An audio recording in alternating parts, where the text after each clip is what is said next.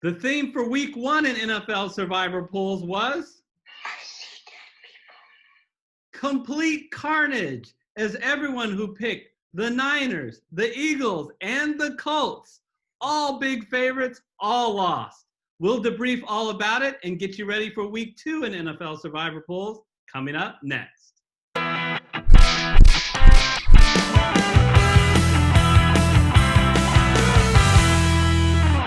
Hi, everyone. I'm Eric Lee. And I'm Michael Wiley, and we're the Fantasy Football Consultants. Michael, a crazy week 1, and we're going to get to all that, but I just want to start off with, it was just great to have NFL football back. Boy, wasn't it? Oh my gosh, been needing this for so long given the circumstances.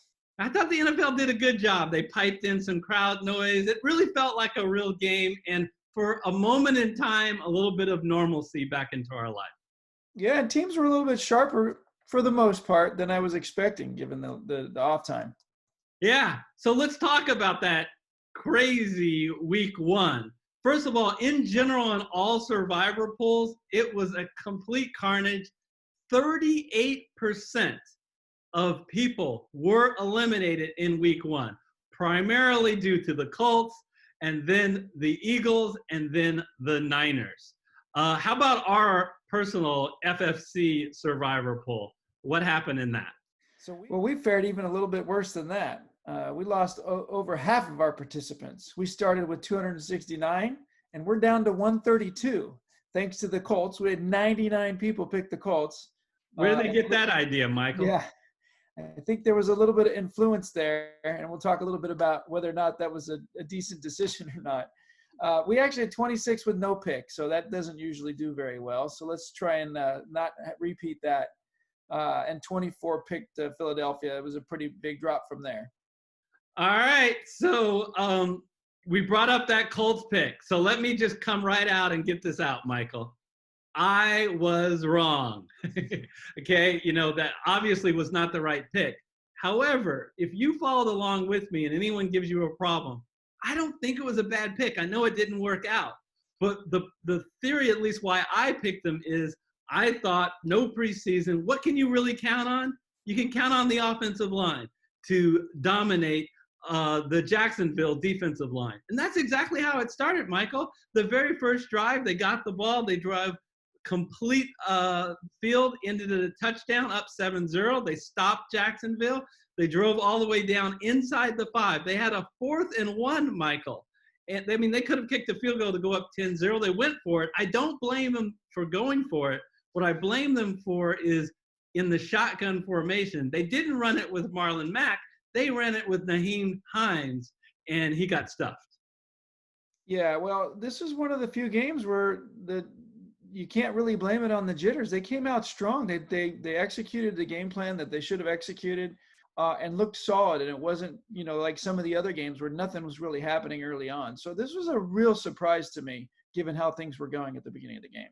Yeah, because Marlon Mack and that offensive line was doing great before he got hurt in the second quarter. 4 carries for 26 yards, 3 catches for 30 yards. Rivers was doing that little short screen passes, and it was continuing to work. Then he gets that devastating Achilles injury that not only knocked him out for the game, but he's now out for the entire season.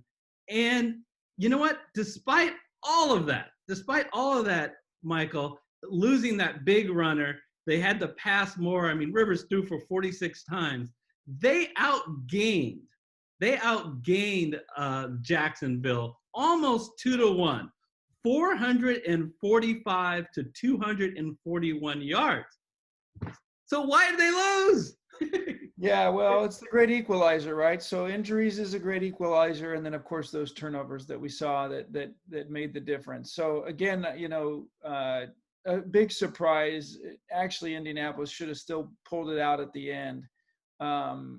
So I think that, like they say, any given Sunday with turnovers, with the talent that you see, big shock, but yeah, Jacksonville did not beat the Colts. The Colts beat themselves. Do you know that the Colts never punted in the entire game?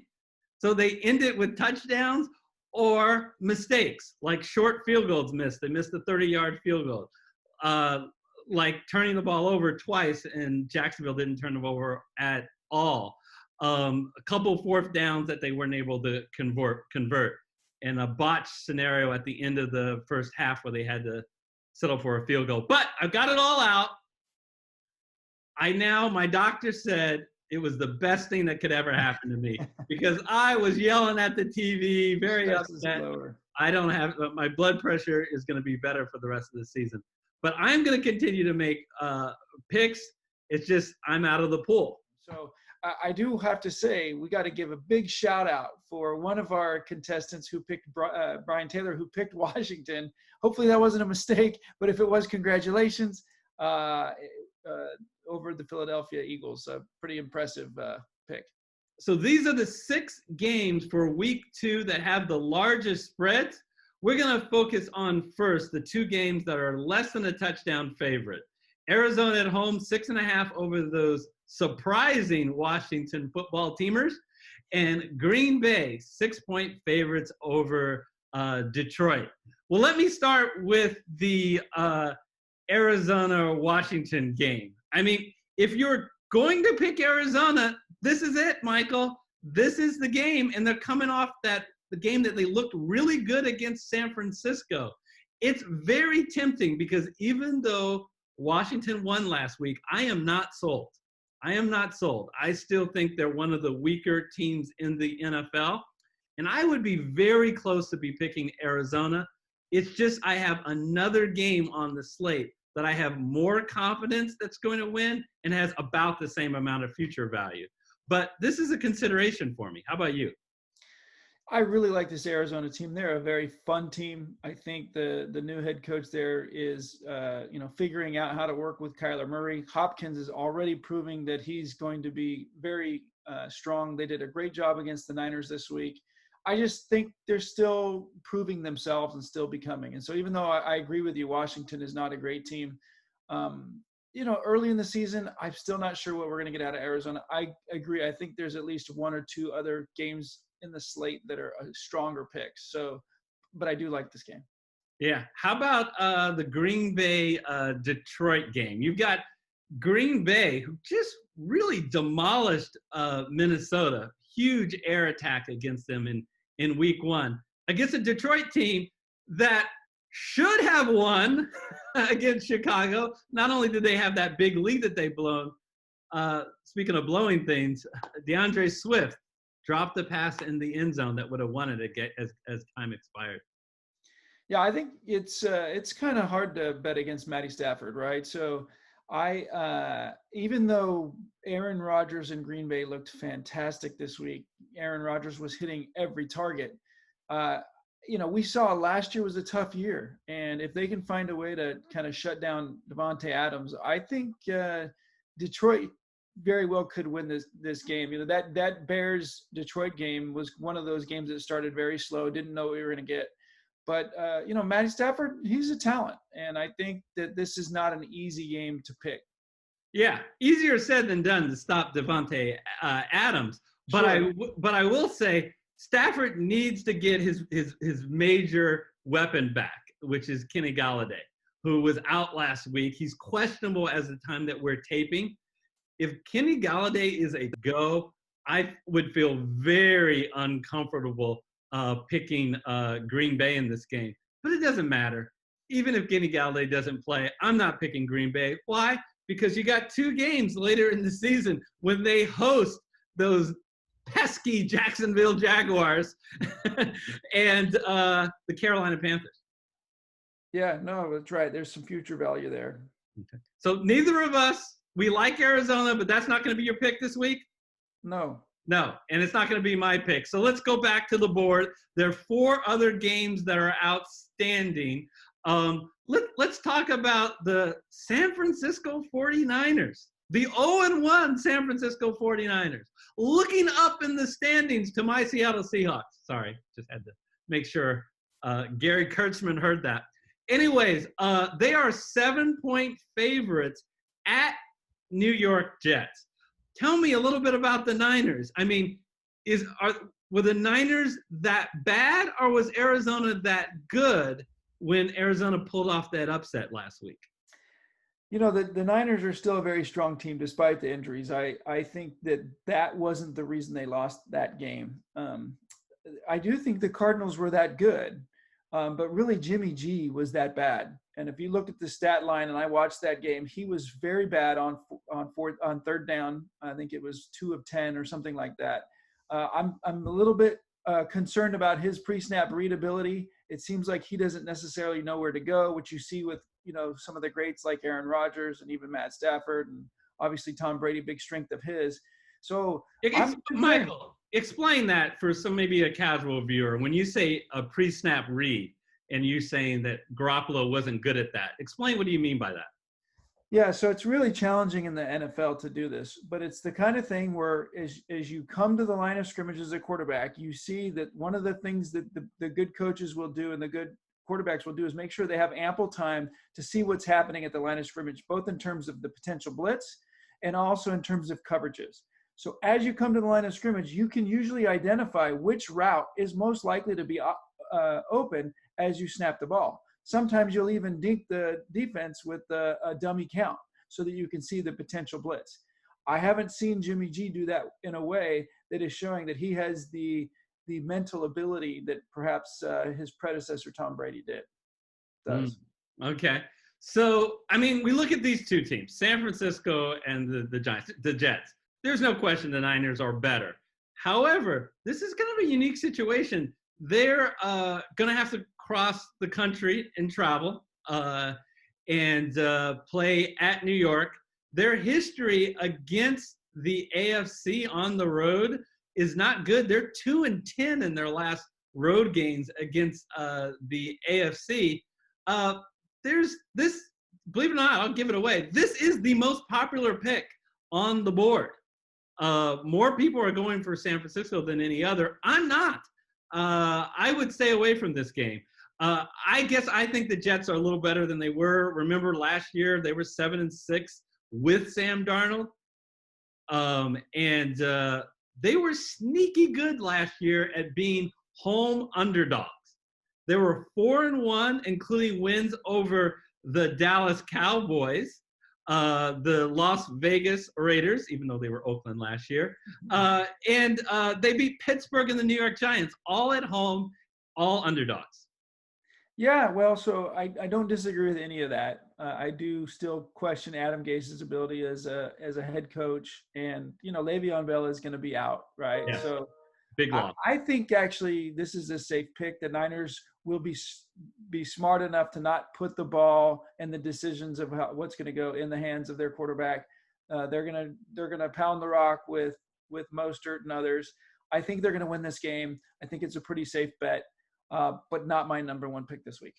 Yeah, and believe me, after the first week, future value means less to me, but they still have very good future value. There are other games, in my opinion, that are better, and I also think they're better games this week, so this isn't my pick. I'm going against the crowd this week.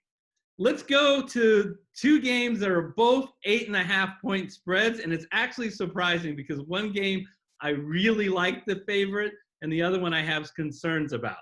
One 8.5-point favorite is Kansas City on the road at the LA Chargers, and the other 8.5-point favorite is the Tampa Bay Bucks, 8.5-point favorites at home against Carolina. Why are the Bucks 8.5-point favorites? I have no idea. I have no idea. Going to the Kansas City game, I think very safe pick. The Chargers are not good. They're still trying to figure out what their identity is. The new quarterback, Taylor, doesn't really know how to work with Eckler yet, right? One reception to Eckler? Yeah. that's ridiculous. It's inconceivable, right? And Kansas City is legit. Some people were kind of hating on them because they had a boring game. That that's fine with the team that kind of talent. Now you got the addition of Clyde Edwards-Helaire, and I think that team is going to continue to roll. This is actually, I think, the safest pick. If it wasn't for the future value of Kansas City, I would for sure pick this game. Yeah. I wasn't really. Yeah. I wasn't that impressed with the Chargers. I mean, they came very close to losing. That game should have at least gone to overtime. The I bingo think Cincinnati was about to win that game. It was about to be Burrow's coming out party. He's legit. But let's talk about this Tampa Bay game, because 8.5 points, a lot of people are going to be tempted to pick it. Yes, they have put a lot of talent around Tom Brady. Yes, Tom Brady's a proven quarterback. I like Bruce Arians. He's a great coach. But they're not used to each other. Bruce Arians is used to throwing the ball down the field, and Tom Brady doesn't have that ability anymore, even if he might have had it in the past. They still need to figure out how to work with each other. This defense is not that strong. So even though I understand why you're picking it, against the other, I'm not feeling that Tom Brady and Tampa Bay is where they're going to be later in the season, when they'll be a much more solid pick. Yeah. The contra opinion for why people don't want to wait and pick now is they're playing Carolina. Carolina, at least on the defensive side, was just awful last week against Las Vegas. And you look at their schedule, I don't know if there's a better game on Tampa Bay's schedule for the rest of the year. But I agree with you, Michael. I have some concerns. If you put a gun to my head, who do I think is going to win? Well, I think Tampa Bay is going to win. But I have some concerns. I think the only thing I can think for why this spread is this high, it's about Tom Brady. It's the hype on him. I'm not sure if Mike Evans. I can guarantee you Mike Evans was not 100% last week. I don't know if he'll be 100% this week. That hurts. You might say, look, you got to consider the QB upgrade over last year. I say which team? Which team? Because I think Teddy Bridgewater is a bigger upgrade over Kyle Allen on the Carolina Panthers side than Brady was over Jameis Winston. This Panthers team, their defense is not that good, but their offense is actually quite capable. And the rule coming from college to NFL, Joe Brady, the offensive coordinator coming from LSU, I think are bringing some capability that they know how to work with a quarterback like Bridgewater, who is accurate. So I think this offense is going to score points this year. It just makes them dangerous. It makes them dangerous to pick against in a game like this where, Tampa Bay doesn't have the ability to kind of use the ground game to dominate.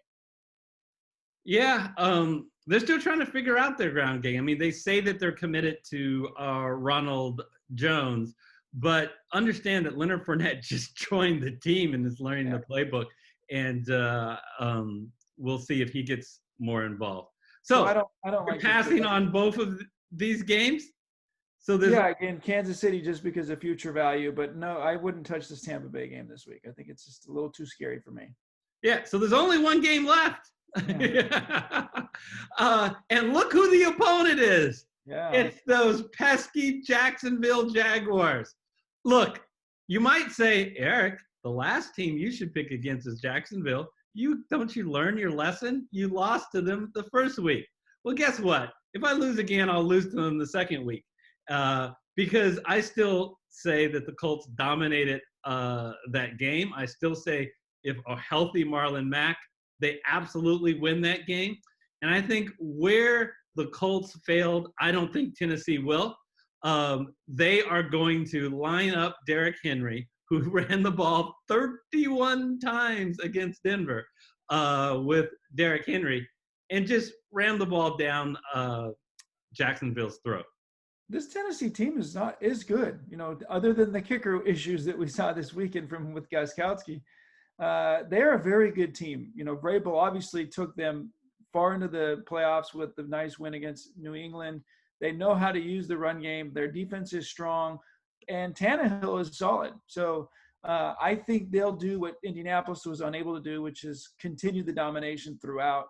Jacksonville is not a strong team, even though I don't always want to just go against the weaker teams. I think this is a pretty easy pick, and this is my pick this week. Yeah, on top of that, look at Tennessee's schedule. So this is the team I was talking about and why I am not going to go with either Tampa Bay or Arizona, who has a very little future value, right? Well, Tennessee doesn't have that greater future value, and I feel like I lock in a much more certain game this week.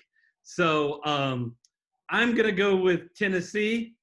And Michael, if Jacksonville wins, I'm going to have to like come next week with some ode to the Jacksonville Jaguars and how great that they really are. Yeah. But I don't think. And I guess I'll be there with you. A little dangerous for us to be going together, but I think this is a safe pick. Yeah. So I'm going Jacksonville. Sorry, I'm going Tennessee. You're going Tennessee. Guess who joins us? Las Vegas, because Tennessee is the highest spread as of the time of taping.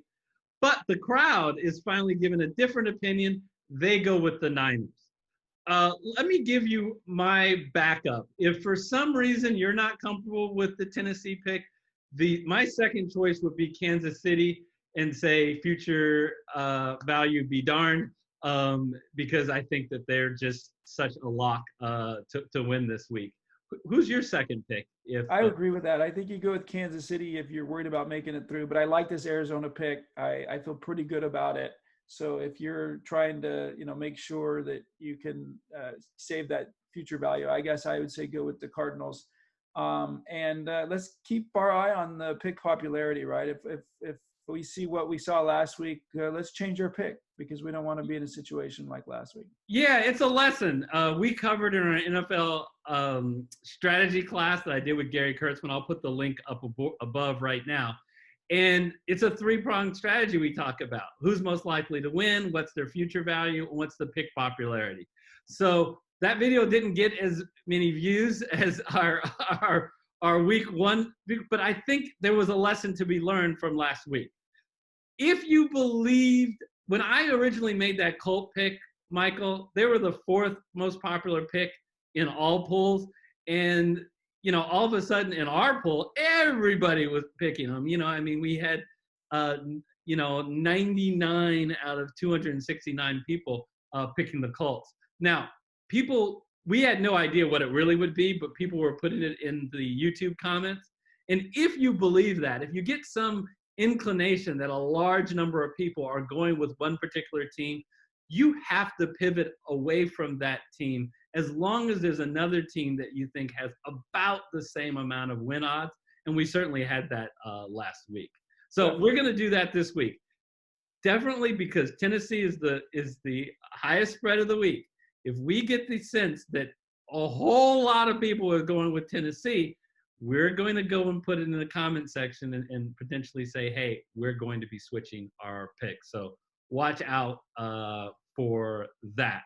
So if you made it this far to the video, please smash that like button. And if you haven't yet hit the red subscriber button, followed by the bell icon to be notified of all our videos when they come out. We don't just do NFL Survivor Pools on this channel. We also do DraftKings and FanDuel cash and GPP lineups and analysis every week. And don't forget to put your comments down below, especially if you're looking for that $50 bonus, put your pick for the week. Yeah, and even if you're out of the pool, we still want to hear your opinions. So not only tell us what your pick this week is, but why you're making that particular pick. I just want to take this moment to genuinely thank everybody out there who watches our content. We had a huge uptick in not only views, but subscribers over this last week. Dare I say, maybe one of the highest weeks for our subscriber total. We greatly appreciate it. I know Michael Wiley does as well. And thank you so much for being a part of our FFC community. Until next week, when we analyze week 3 in NFL Survivor Pools, take care, everybody. Yeah, stay safe.